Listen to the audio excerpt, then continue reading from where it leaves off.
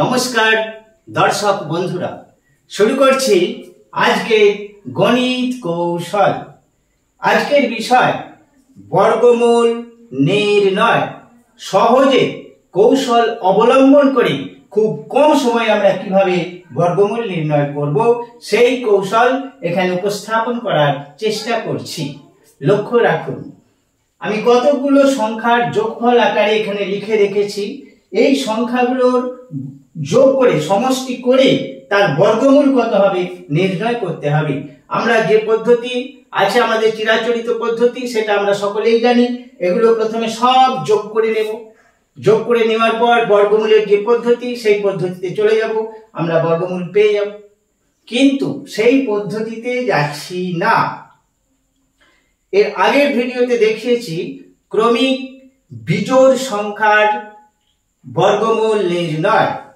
আজকে একটি অন্য কৌশল দেখাচ্ছি।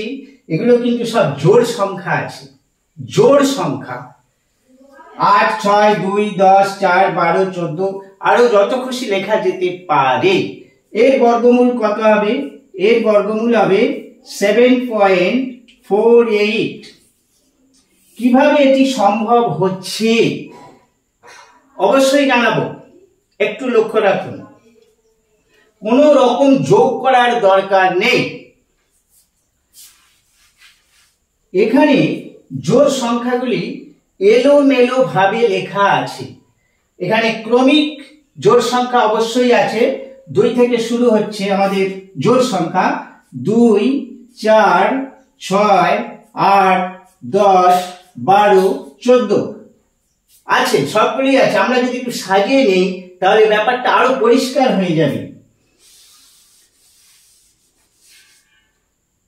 2, 4, 6, 8, 10, 12, 14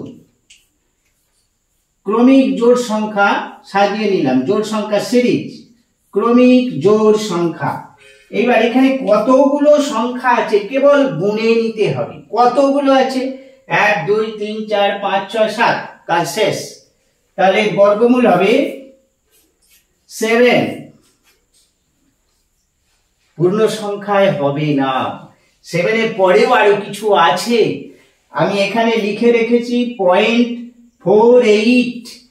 এটি এখানে বসে যাবে 0.48। এটি আসন্ন মানে আছে। আরো সংখ্যা আছে। তাহলে আমরা এখানে প্রায় লিখবো কথাটা, প্রায়।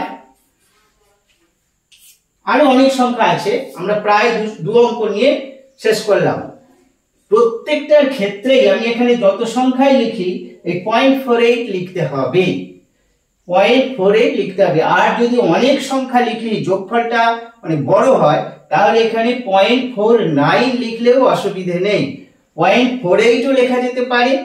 0.49 বড় বড় যোগফল যদি এর ভেতরে চলে আসে, অনেক যদি সংখ্যা লেখা হয় জোড় সংখ্যা সিরিজে, তাহলে তো যোগফলটা বেশ বড় হবে। সেক্ষেত্রে 0.49 লেখা যাবে, সেটাও আসন্ন মানে আসবে, প্রায়।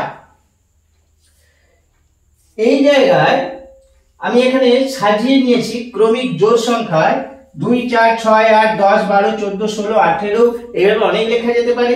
তাহলে এর বর্গমূলটা কত হবে? 1, 2, 3, 4, 5, 6, 7, 8, 9। 9টা সংখ্যা আছে এখানে, তাহলে 9 হবে। 9 হবে। আর 0.48, 9.48 এর বর্গমূল। কোন রকম যোগ করতে হচ্ছে না, কত তাড়াতাড়ি সম্ভব হচ্ছে। তবে কোন ক্ষেত্রে এটি প্রয়োগ করতে পারা যাবে? ক্রমিক জোড় সংখ্যা হতে হবে। ক্রমিক জোড় সংখ্যা অবশ্যই 2 থেকে শুরু হতে হবে। এবার যত খুশি লেখা যেতে পারে। এই ছিল আজকের বিষয়।